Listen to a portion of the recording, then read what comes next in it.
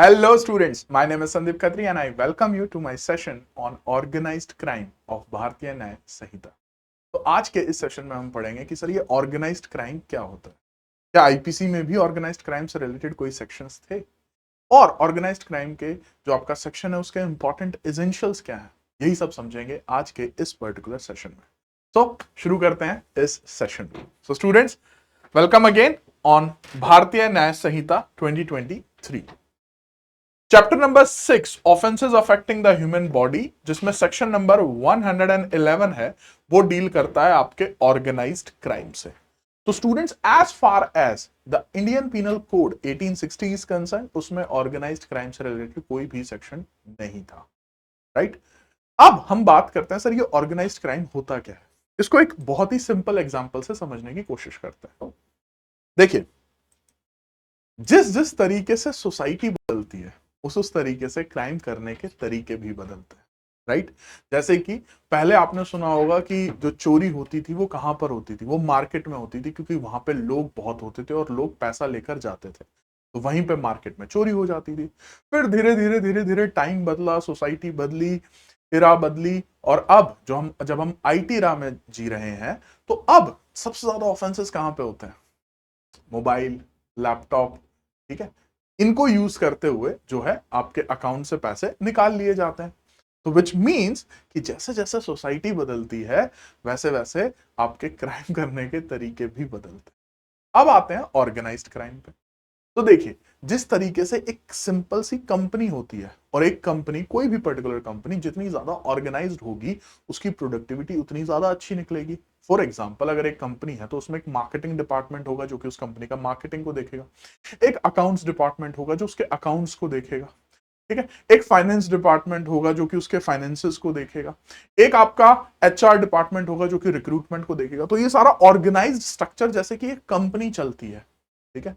तो उसी तरीके से क्या कुछ लोग गैंग बनाकर, कुछ लोग सिंडिकेट बनाकर अपना ये जो है क्राइम का जो काम है, क्या वो और ज्यादा इफेक्टिव तरीके से कर सकते हैं?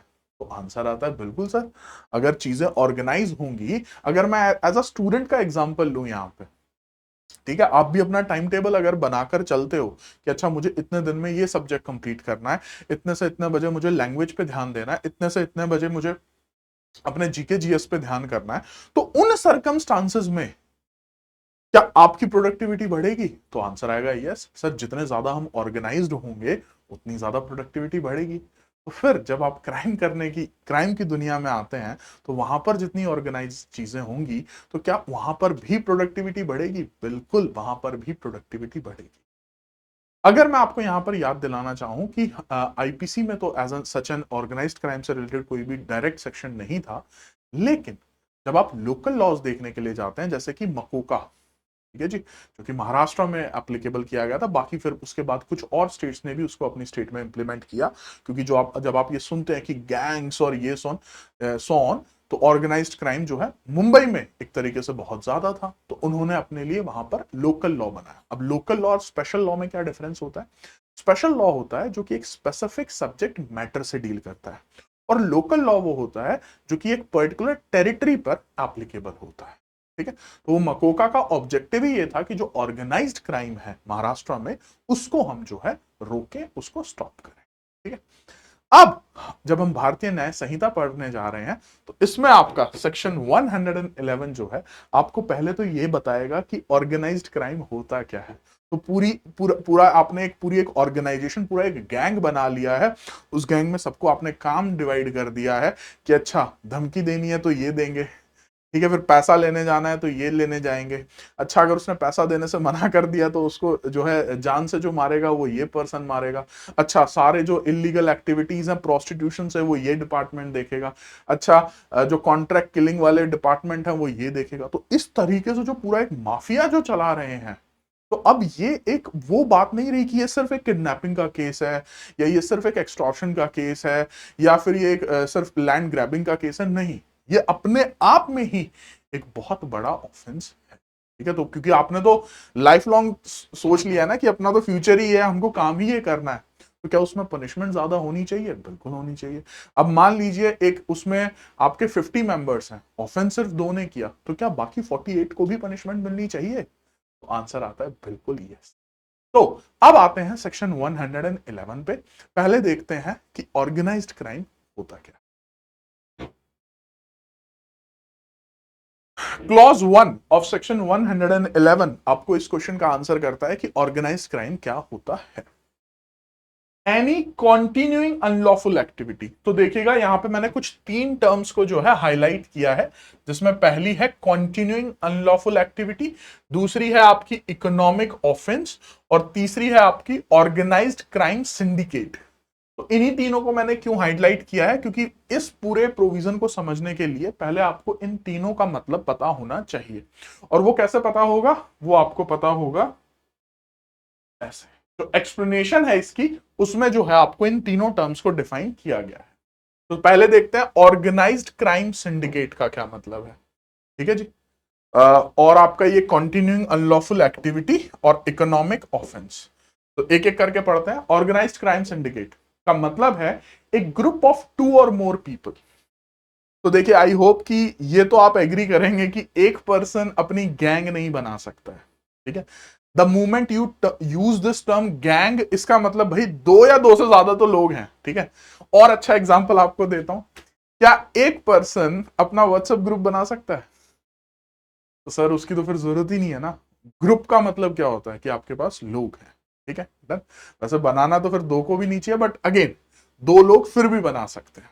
राइट, क्लियर है? तो इसीलिए यहां पे लिखा हुआ है ग्रुप ऑफ 2 और मोर पर्सन्स। अच्छा सर, ये ज्यादा से ज्यादा कितने हो सकते हैं? अब मिनिमम तो नंबर आपको यहां पे दे दिया, 2 या 2 से ज्यादा, लेकिन सर ज्यादा से ज्यादा कितने?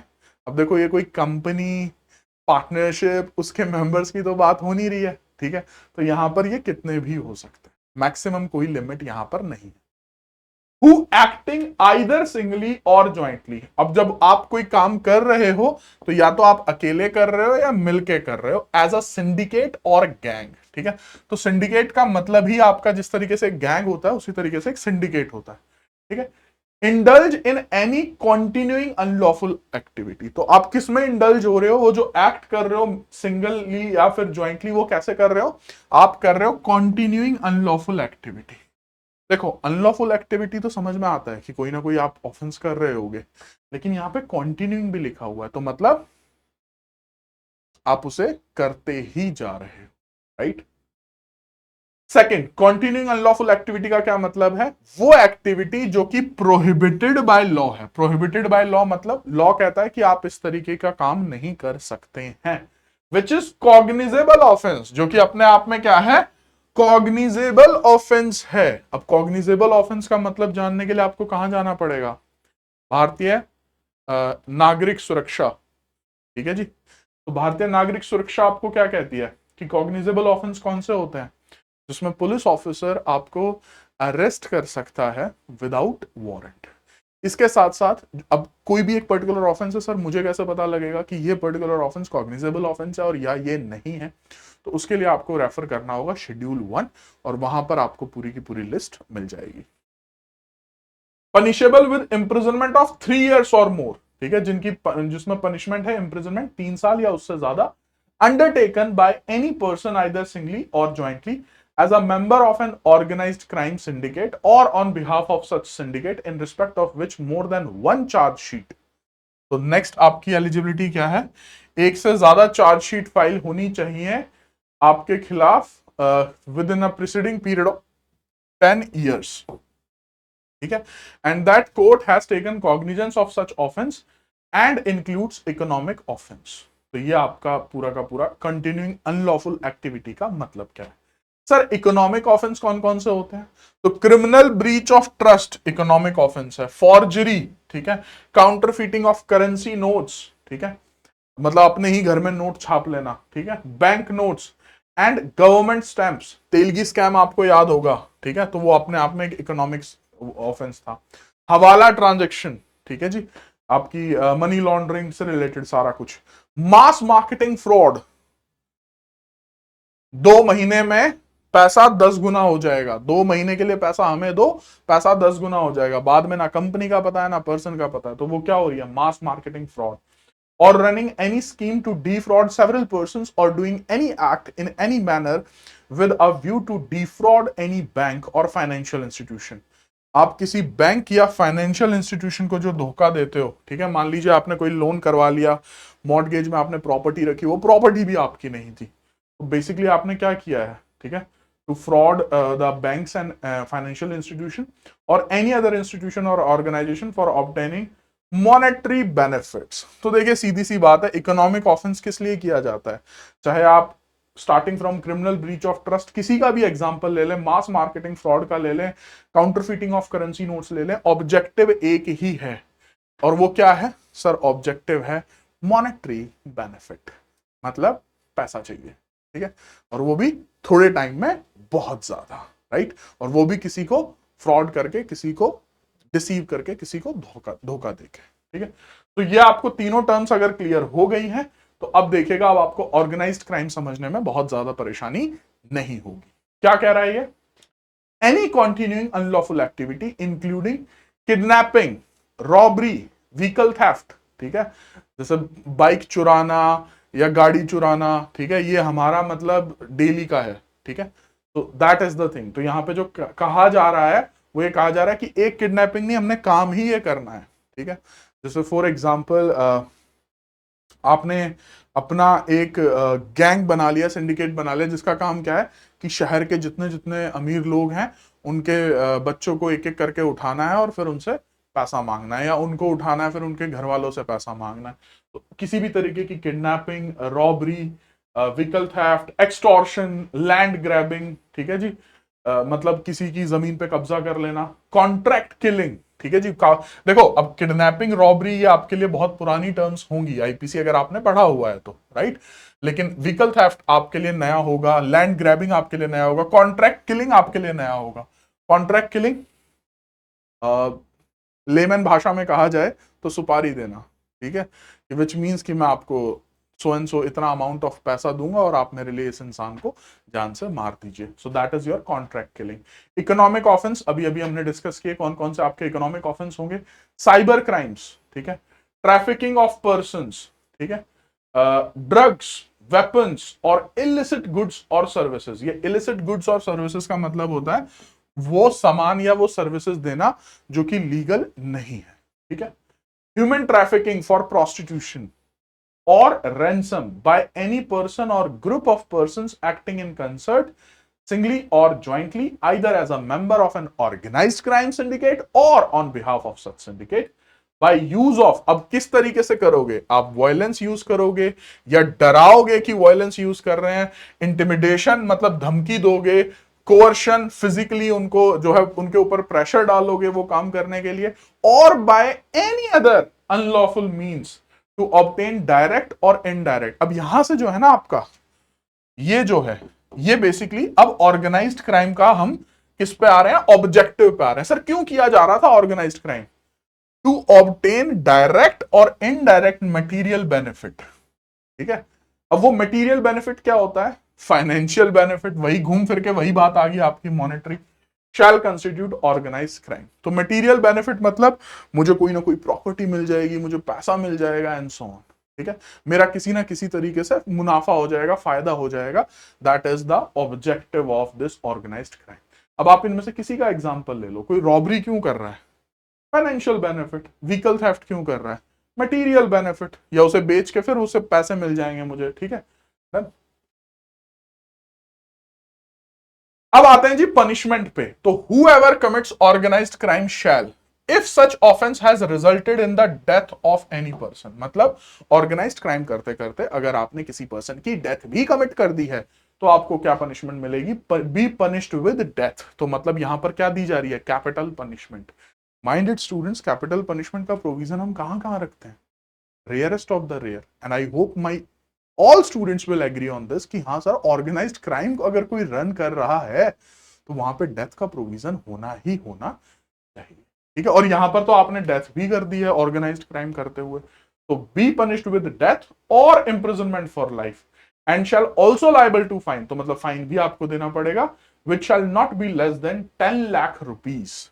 अब देखिए भारतीय न्याय संहिता पढ़ रहे हो तो आपको फाइन में कितना कितना अमाउंट देखने को मिल रहा है, 10 लाख रुपीज। अब यूजुअली अगर मैं आपको यहाँ पे आईपीसी से रिकमेंड कराऊं, मतलब थोड़ा सा याद करें हम आईपीसी को, तो क्या इस तरीके का अमाउंट हमें देखने को मिलता था? तो आंसर आता है नो सर, इतना ह्यूज अमाउंट हमें जो है देखने को नहीं मिलता। ठीक है, तो ये भी एक आपका एक मेजर डिफरेंस होगा, जब आप भारतीय न्याय संहिता पढ़ेंगे तो आपको इस तरह के अमाउंट के फाइन भी देखने को मिलेंगे। ठीक है जी। अब मान लीजिए सर ऑर्गेनाइज्ड क्राइम तो किया है लेकिन डेथ नहीं की है, तो इन एनी अदर केस तो आपको जो पनिशमेंट मिल जाएगी वो इस वाले प्रोविजन में मिल जाएगी। इसका क्या मतलब है? Sir punished with imprisonment for a term which shall not be less than 5 years, तो मतलब कम से कम 5 साल, but which may extend to imprisonment for life. अब 5 साल से इम्प्रिजनमेंट फॉर लाइफ के बीच में आपको जो है पनिशमेंट मिल सकती है, और and also be liable to fine which shall not be less than 5 lakh rupees, तो आपके ऊपर फाइन भी लगाया जाएगा जो कि कम से कम होगा 5 लाख रुपए। ठीक है जी। अब आते हैं दूसरे कॉन्सेप्ट पे, कोई भी अगर अबेटमेंट करता है या अटेम्प्ट करता है या कंस्पिरेसी का पार्ट है, ठीक है, ये बेसिकली आपके इनक्वाइट ऑफेंसेस आ गए हैं, अबेटमेंट, अटेम्प्ट या कंस्पिरेसी। ठीक है, या फिर जानबूझकर, मतलब उसको नॉलेज है और वो कमीशन करता, फैसिलिटेट करता है ऑर्गेनाइज्ड क्राइम को, तो क्या उसको पनिशमेंट होगी? तो उसके लिए हमने क्लॉज 3 रखा हुआ है, जिसमें again imprisonment for life and also not less then आपका 5 लाख रुपीज ऑफ फाइन। ठीक है, उसके बाद अगर कोई मेंबर है of the organised crime syndicate, तो क्या उस मेंबर को भी पनिशमेंट मिलेगी? देखो ये जो मेंबर वाला कॉन्सेप्ट है ना, इसको आप उस तरीके से भी समझ सकते हो, जैसे जो आपका पहले सेक्शन नंबर 34 होता था आईपीसी में, जो कि if I am not wrong अब आपके भारतीय न्याय संहिता में सेक्शन नंबर 3 है, जनरल एक्सप्लेनेशंस में, I guess, let me confirm एक बार, सेक्शन नंबर 3 में ही होगा वो, तो जनरल एक्सप्लेनेशंस है वहां पर आपकी,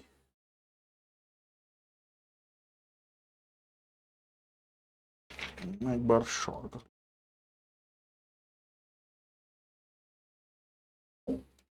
जनरल एक्सप्लेनेशंस,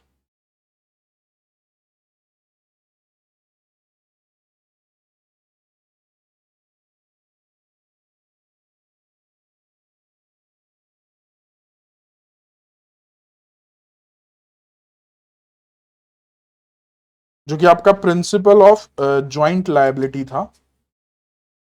ठीक है,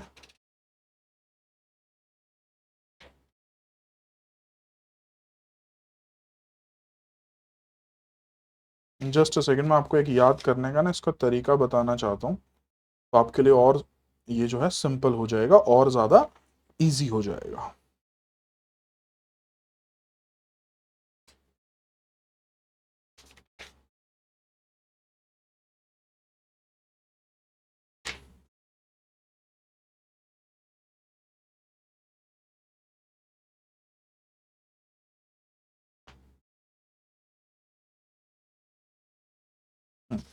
सेक्शन 3 में एग्जैक्टली आपका है क्लॉज 5।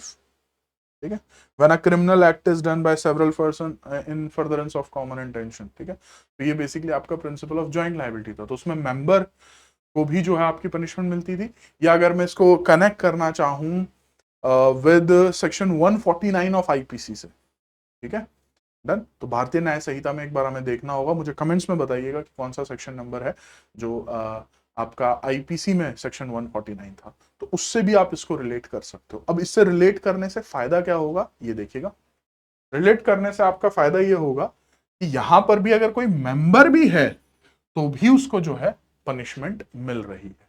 ठीक है, क्योंकि वो ऑर्गेनाइज्ड क्राइम सिंडिकेट का मेंबर है, तो क्या पनिशमेंट दी जा रही है उसको? With imprisonment for a term which shall not be less than 5 years, तो मतलब कम से कम 5 साल, और एक्सटेंड हो सकती है इम्प्रिजनमेंट फॉर लाइफ, और फिर आपसे फाइन भी जो लिया जा रहा है that is again not less than 5 lakh rupees. ठीक है, नेक्स्ट, अगर कोई इंटेंशनली हार्बर करता है या कंसील करता है, तो हार्बर मतलब अगर कोई ऑफेंडर है ऑर्गेनाइज्ड क्राइम का और वो आपके पास आता है और आपको कहता है कि मुझे छुपने की जगह चाहिए, ठीक है, फूड शेल्टर क्लोथ्स चाहिए कुछ दिन के लिए, मुझे पुलिस से बचा लो, और आप उसको हार्बर करते हो, तो अब आप ऑर्गेनाइज्ड क्राइम के तो पार्ट नहीं थे, आप उसके मेंबर नहीं थे, लेकिन आपने क्या किया, हार्बर किया या कंसील किया किसी भी पर्सन को जिसने ऑर्गेनाइज्ड क्राइम कमिट किया है। तो क्या आपको भी पनिशमेंट हो सकती है? बिल्कुल आपको भी पनिशमेंट होगी। Shall be punished with imprisonment for a term which shall not be less than 3 years, मतलब कम से कम 3 साल तक की, but which may extend to imprisonment for life. अब ये आप देख रहे हो, ये ना एक तरीके से जब आप इसको पढ़ोगे, not less than 3 year but which may extend to imprisonment for life, और वो भी किसको, जिसने सिर्फ हार्बर या कंसील किया है। तो इस पनिशमेंट के प्रोविजन से आप ये समझ सकते हैं कि लेजिस्लेचर की क्या इंटेंशन है ऑर्गेनाइज्ड क्राइम को लेके, कि भाई हम बिल्कुल भी बर्दाश्त इस बारे में नहीं करेंगे अगर कोई भी इन्वॉल्व है directly or indirectly related to organised crime, तो आपके लिए अच्छी खासी पनिशमेंट्स का प्रोविजन है। और फिर वही आपका fine which shall not be less than 5 lakh. लेकिन यहां पर अगेन जो आपकी हार्बर में भी आपकी एक्सेप्शन आती है, वो आपको यहां पर भी देखने को मिलेगी कि स्पाउस के ऊपर हार्बर नहीं लगेगा। अब देखो, ये तो यूजुअली सबको पता होता है कि सर स्पाउस के ऊपर हार्बर नहीं लगता है, लेकिन क्यों नहीं लगता है, what is the reason behind that? तो देखिए, हमारी सोसाइटी में जो मैरिज का कॉन्सेप्ट है, उस मैरिज के कॉन्सेप्ट को इस तरीके से देखा जाता है कि we see that as a trust. आप में से जो मैरिड होंगे और इस वीडियो को देख रहे होंगे, वो ज्यादा अच्छे से इसको समझ पाएंगे, अप्रिशिएट कर पाएंगे। जो नहीं है वो मेरी बात को समझने की कोशिश करें, ठीक है? तो when it comes to marriage, तो एक जनरल रूल होता है कि यू डोंट कीप सीक्रेट्स, ठीक है, which is a very basic rule, ठीक है? तो आप अपने उसमें कोई सीक्रेट नहीं रख सकते, you have to share with your partner. अब उसका रीजन क्या होता है?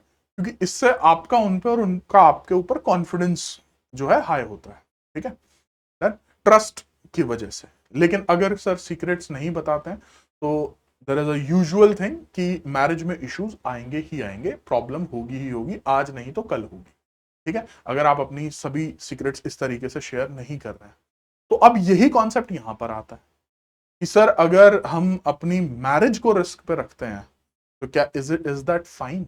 ठीक है, अब मान लीजिए अगर यहां पर ये एक्सेप्शन ना होती, तो विच मीन्स कि कोई पार्टनर अपने स्पाउस को भी ना बताता, ठीक है, और अगर आप स्पाउस को नहीं बताओगे, तो वो मैरिज के as an institution of marriage के ऊपर एक अटैक होगा। और एक सोसाइटी के लिए ये बहुत जरूरी है कि वहां पे मैरिज जैसा इंस्टीट्यूशंस रहे। आपने ये भी देखा होगा, बहुत बार डिबेट्स होती हैं, live in relationships versus marriage, ठीक है? तो वो क्यों होती है? सोसाइटी क्यों ज्यादा प्रेफर करती है कि मैरिज, ठीक है? तो there is a reason behind that, ठीक है? क्योंकि एक मतलब, अब दिस इज अगेन, ये अब एक अपने आप में एक डिबेटेबल टॉपिक है, बट मैं वो आपको बता रहा हूं जो सोसाइटी बिलीव करती है, राइट? सो हम उसके बारे में यहां पे बात कर रहे हैं। तो इसी वजह से यहाँ पे जो है स्पाउस को जो है ये हमने एक्सेप्शन दी है। इसमें एक चीज और मैं आपको एड ऑन करना चाहूंगा, अगर आप समझना चाहें, प्रिविलेज्ड कम्युनिकेशन का जब आप कॉन्सेप्ट पढ़ते हैं इन भारतीय साक्ष्य अधिनियम, ठीक है, तो वहां पे जो हस्बैंड वाइफ के बीच का जो कम्युनिकेशन है, उसको भी कोर्ट में जो है आप उसको प्रेशराइज नहीं कर सकते हो, या इवन अगर कोई करना भी चाहता है तो भी आप उसको रोक देते हो। Why? The reasoning is again same, because we want to protect the institution of marriage, ठीक है जी? चलिए नेक्स्ट आते हैं क्लॉज 6 पे। Whoever possess any property derived or obtained from the commission of an organized crime, मतलब एक organised crime हुआ और उससे जो हमें प्रॉपर्टी मिली, वो किसी एक पर्सन मिस्टर एक्स के पोजीशन में है, तो क्या मिस्टर एक्स को भी पनिशमेंट मिलेगी? Shall be punishable with imprisonment for a term which shall not be less than 3 years but extend to imprisonment for life and also liable to fine, जिसमें कि not less than 2 lakh rupees. Last provision, students, if any person on behalf of a member of organized crime or at any time be in possession, मतलब जानी वो उस member के पास ही है property, लेकिन आपने कुछ दिन के लिए अपने पास रख ली। जैसे कि इसमें वो एग्जांपल आ जाते हैं, मान लीजिए आज जो है कोई चोरी हुई है, ठीक है, तो अब पुलिस तो हर जगह ढूंढ रही है, तो उन्होंने एक शरीफ इंसान के घर पे वो सारा सामान रखवा दिया कि भाई हम 4 दिन के बाद वो सामान ले जाएंगे, राइट? तो अब वो 4 दिन तक तो उस पर्सन के वहां पे रहा ना और उसे पता था कि ये प्रॉपर्टी जो है ऑर्गेनाइज्ड क्राइम से आई हुई है, तो क्या उस पर्सन को पनिशमेंट मिलेगी? तो किसी भी तरीके की कोई मूवेबल या इमूवेबल प्रॉपर्टी है जिसको आप सेटिस्फैक्टरी अकाउंट नहीं दे सकते, फॉर एग्जाम्पल अगर आज संदीप खत्री के नाम पे कोई प्लॉट है, तो क्या संदीप खत्री बता सकता है वो प्लॉट कैसे उसके नाम पर आया? क्या उसने खरीदा या उसको गिफ्ट में मिला, और व्हाटसोएवर जिस भी ट्रांजेक्शन के थ्रू वो उसको प्लॉट मिला, ठीक है। लेकिन अगर आप नहीं बता पाते हो, सर पता नहीं बस ऐसे ही आसमान से गिरी प्रॉपर्टी और मुझे मिल गई, तो विच मीन्स कि आप जो है एक सेटिस्फैक्टरी अकाउंट उसका नहीं दे पाए हो, तो आपको पनिशमेंट मिलेगी with imprisonment for a term which shall not be less than 3 years but which may extend to imprisonment for 10 years and shall also be liable to fine, जो कि होगा नॉट लेस देन 1 लाख। तो students ये था हमारा the concept of organised crime. By default मैं आपको ये बता सकता हूं कि ये इंपॉर्टेंट टॉपिक है, रीजन बीइंग क्योंकि इंट्रोड्यूस किया गया है इन भारतीय न्याय संहिता में, ठीक है जी। पहले ये आपका पार्ट नहीं था आईपीसी का, तो by default because of this reason ये आपका एग्जाम के लिए, अपकमिंग एग्जाम्स के लिए इंपॉर्टेंट बन जाता है। तो I hope this is clear to you. So that's it from my end as of now. See you in my next video. Till then, yes, it's time to say